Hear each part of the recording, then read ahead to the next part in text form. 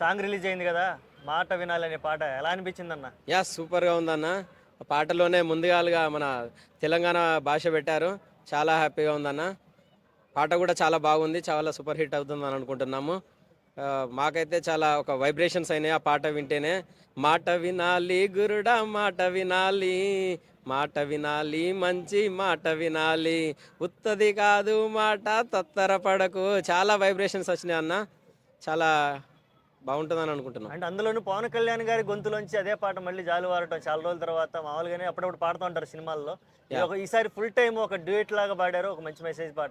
ఇన్నాళ్ళు ఏంటంటే క్యామియో పాటలు, ఎస్ ఎంటర్టైన్మెంట్ పాటలు పాడారు. ఎస్ ఎస్ ఇది మాత్రం మంచి మెసేజ్ పాట. ఎలా అనిపించింది? చాలా సూపర్గా అనిపించింది. ఎందుకంటే ఇప్పుడు ఆయన రాజకీయాల్లో ఉన్నారు కాబట్టి ఏం సందేశం ఇవ్వబోతున్నారు అనేది ఒక ఉత్కంఠ అయితే మా అభిమానులలో చాలా ఉంది.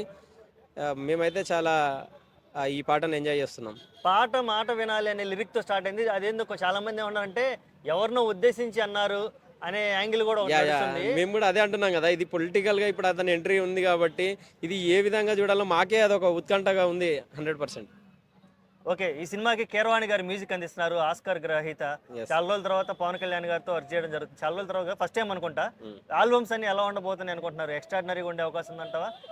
ఎందుకంటే పవన్ కళ్యాణ్ గారు ప్రతి సినిమాలో మనం చూసినట్లయితే యువతకు కానీ ఈ దేశ పౌరులకు ఏదో ఒక సందేశం ఉన్న సాంగ్ ఉంటుంది. జల్సాలో కానీ గుడుంబ శంకర్లో కానీ ప్రతి అతని సినిమాలో ఏదో ఒక సందేశం ఉన్నదే అతను కావాలని ఎంపిక చేసి పెట్టుకుంటారని ఆయన కూడా చాలా సందర్భాల్లో మీటింగ్లలో కూడా చెప్పడం జరిగింది.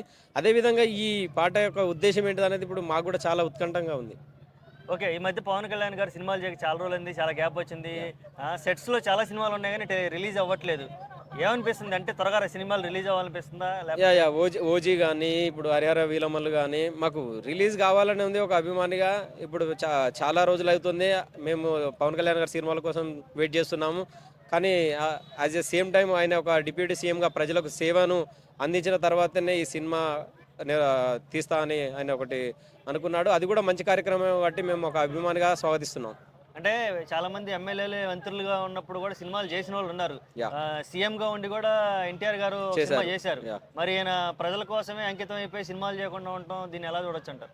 లేదు, అందుకోసమే కదా ఇప్పుడు ఓజీ కానీ ఇప్పుడు కొన్ని సినిమా అది నడుస్తుంది ఒక ప్రాసెస్లో, కొంచెం టైం పడుతుంది అంతే. ఆ అభిమానులను ఏం నిరాశపరచడు. ఎందుకంటే ఆయన ఇది తప్పితే ఆయనకు వేరే ప్లాట్ఫామ్ లేదు, మళ్ళీ అవినీతి చేయాల్సిన అవసరం వస్తుందని, అలాంటి అవసరం రావద్దని పార్టీ నడపడానికి ఎమ్మెల్యేలకు కానీ కార్యకర్తలకు ఫండ్స్ కావాలి కాబట్టి సినిమాలు ఆయన తప్పకుండా చేస్తాడు, ఆపే పరిస్థితి ఉండదు. ఓకే అన్న, థ్యాంక్ యూ సో మచ్ అన్న.